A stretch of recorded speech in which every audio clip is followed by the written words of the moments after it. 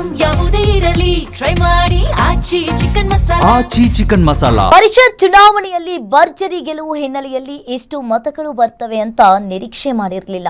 ಬೆಂಗಳೂರಿನಲ್ಲಿ ಸಚಿವ ಸತೀಶ್ ಜಾರಕಿಹೊಳಿ ಅವರು ಹೇಳಿಕೆಯನ್ನ ನೀಡಿದ್ದಾರೆ.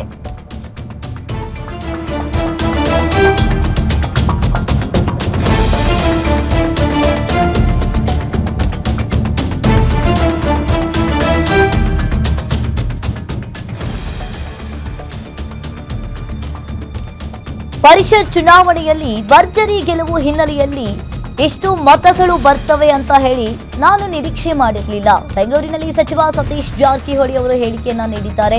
ಇದು ಕುದುರೆ ವ್ಯಾಪಾರವಲ್ಲ, ಇದು ಎಲೆಕ್ಷನ್ ಸ್ಟ್ರಾಟಜಿ. ಅವಕಾಶ ಬಂದಾಗ ಪಕ್ಷ ಸಿದ್ಧಾಂತವನ್ನ ಒಪ್ಪಿ ಬಂದ್ರೆ ಸರಿ.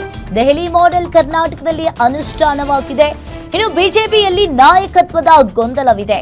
2028ರ ಚುನಾವಣೆಗೆ ಧೈರ್ಯ ಶಕ್ತಿ ತುಂಬುವ ಕೆಲಸ ಕೂಡ ಆಗಿದೆ. ಇನ್ನು ಉಪಚುನಾವಣೆಗೂ ಕೂಡ ಈ ಫಲಿತಾಂಶ ಶಕ್ತಿಯನ್ನ ತುಂಬಿದೆ ಅಂತ ಹೇಳಿ ಬೆಂಗಳೂರಿನಲ್ಲಿ ಸಚಿವ ಸತೀಶ್ ಜಾರಕಿಹೊಳಿ ಅವರು ಹೇಳಿಕೆಯನ್ನ ನೀಡಿದ್ದಾರೆ. ಇಷ್ಟು ಬರ್ತಾವಂತ ಯಾರು ಕೂಡ ಹೆಚ್ಚಿಗೆ ಬಂದಿದೆ,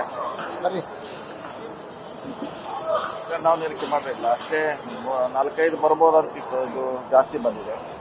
ಆಶ್ಚರ್ಯ ಎಲ್ಲರಿಗೂ, ಮಿರಾಕಲ್. ಅನುದಾನ ಆದ್ಮೇಲೆ ಹೊಸ ಮುಂದಿನ ಭವಿಷ್ಯದ ಬಗ್ಗೆ ಇರ್ಬೋದು, ಎಲ್ಲಾನು ಕೂಡ ಇರ್ತದೆ. ಎಲ್ಲ ಕೂಡ ಇದು ನಿರ್ಧಾರ.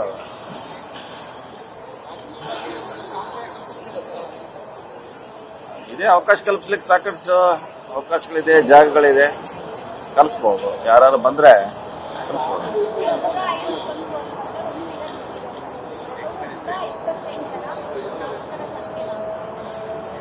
ಇಲ್ಲ, ಈಗ ಬೇರೆ ಪಕ್ಷದಲ್ಲಿ ಇದಾರೆ ಅವರು, ನಮ್ಮ ಜೊತೆ ಬರ್ಲಿಕ್ಕೆ ಆಗಲ್ಲ ಅವರು. ಅವಕಾಶ ಬಂದಾಗ ನೋಡೋರು. ಇನ್ನು 28ಕ್ಕೆ ಅವರ ಅವಶ್ಯಕತೆ. ಅವರಾಗೆ ನಮ್ಮ ಪಕ್ಷದ ಸಿದ್ಧಾಂತ ಒಪ್ಕೊಂಡು ಬಂದ್ರೆ ಕರ್ಕೋಬಹುದು. ಸ್ಟ್ರಾಟಜಿ ಡೆಲ್ಲಿ ಮಾಡೋಲನ್ನ ಕರ್ನಾಟಕ ಮಾಡೋದ್ರಲ್ಲಿ ಅಡಾಪ್ಟ್ ಮಾಡಿದ್ದಾರೆ ಅಷ್ಟೇ. ಸಿಎಂ ಅವರು ಇದು ಕೇವಲ ಡೆಲ್ಲಿಯಲ್ಲಿ ನಡೀತಾ ಇತ್ತು ಈ ಮಾಡೋದು, ಇದು ಕರ್ನಾಟಕದಲ್ಲಿ ನಡೆದಿದೆ ಅಷ್ಟೇ.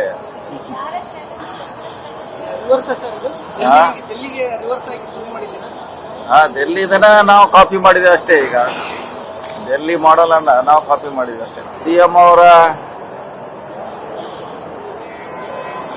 ಕಾಂಟ್ಯಾಕ್ಟ್ಸ್, ಅವರ ರಿಲೇಷನ್ ಮೇಲೆ ಇದೆಲ್ಲ ಓಟ್ ಬರ್ಲಿಕ್ಕೆ ಹೆಚ್ಚು ಸಹಕಾರಿಯಾಗಿದೆ.